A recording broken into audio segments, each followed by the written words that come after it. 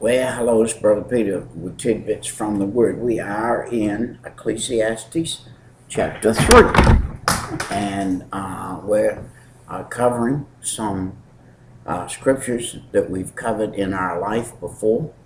But as we cover them this time, God has shed new light on them for us, and by getting in them again, we're finding out some new things. We're going to read the next 5 verses, 16, 17, 18, 19, and 20. And then we're going to talk about them in a few minutes. Chapter 16, verse 16, of chapter 3 of Ecclesiastes. Moreover, I saw under the sun the place of judgment, that wickedness was there, and the place of righteousness and iniquity was there. Wow. Whew. Man, he just explained. He saw day and night for what it was. He saw righteousness for what it was, and he saw iniquity for what it was. He saw wickedness for what it was. And he saw, moreover, that it was there. Do you know something?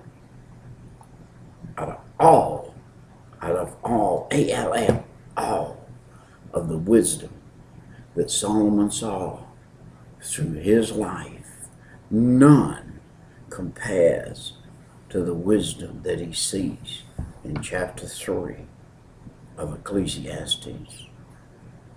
He saw more wisdom as a preacher in this little book of Ecclesiastes than he saw in all of his life from day one till the day he resigned himself to being a preacher. He said all was vanity and vexation of the soul and the spirit and the body, if you please, in the flesh. Now, to come over to the spiritual side, wow. Now he's mingling the flesh and the spiritual. Well, it has to be mingled because we're going to live in this fleshly body until we die. In this fleshly body. So here we are. Now, a man has really, just now stepping on the ground of wisdom. He's lived this life, and now he's stepping on the ground of real wisdom. What is that? God is the one that requireth.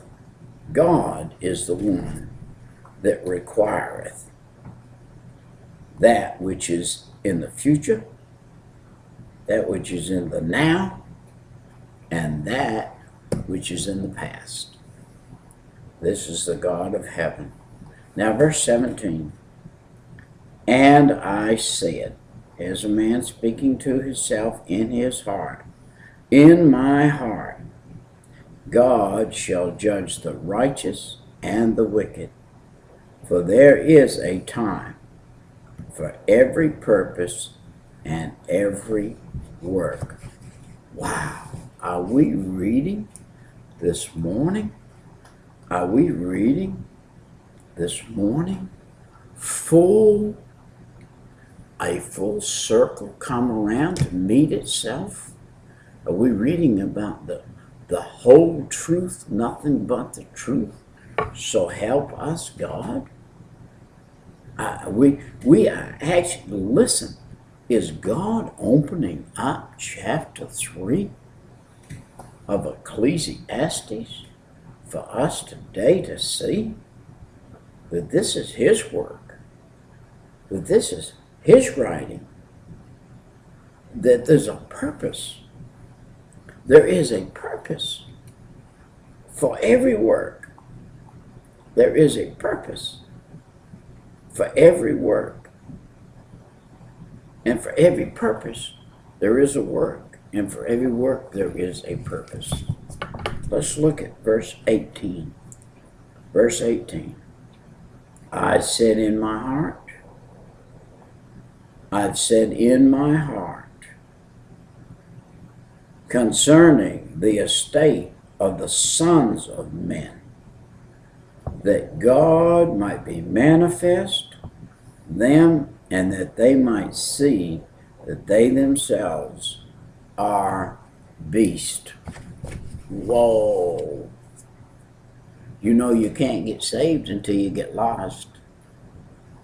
You got to see yourself lost before you can get saved. Nobody's going to say, save me, save me, save me, if they don't realize they're lost.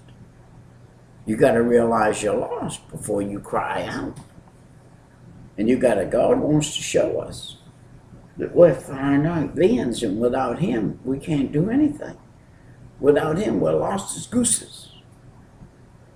But yeah, you know, we use that expression, but very few geese ever got lost.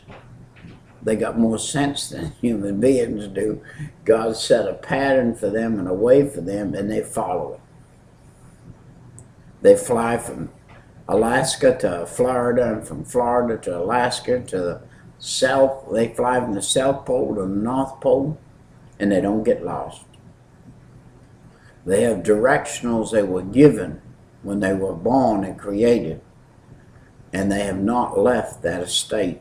They follow it. Where man has not, man wanders all over the place.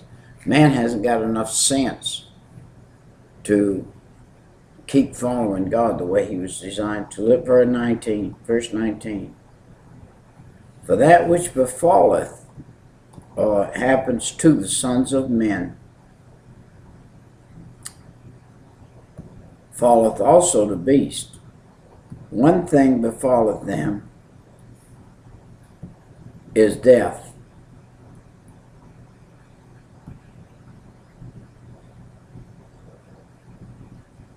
So dieth the other.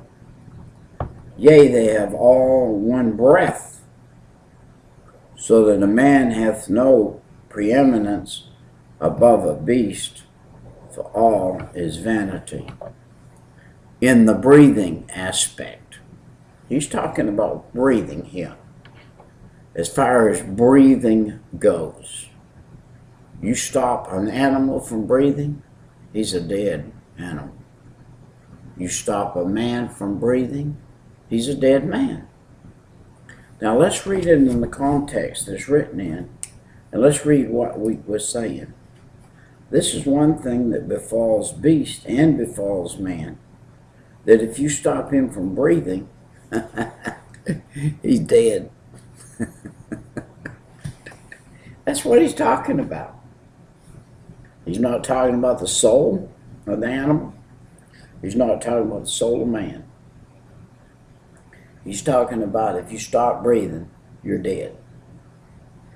Very good deduction, isn't it? Verse 20. All go unto one place, all are of the dust, and all turn to dust again. God made us from the dust of the earth, and we all physically go back to the dust of the earth. Who knoweth the spirit of man that goeth upward, and the spirit of the beast which goeth downward into the earth? That was a spiritual saying by him. Wherefore, I perceive there is nothing better than that a man should rejoice in his own work, for that which he has a portion. For who shall bring it or see after him? Now he said that God's the one that gave us the ability to work. He made work for man and man for work.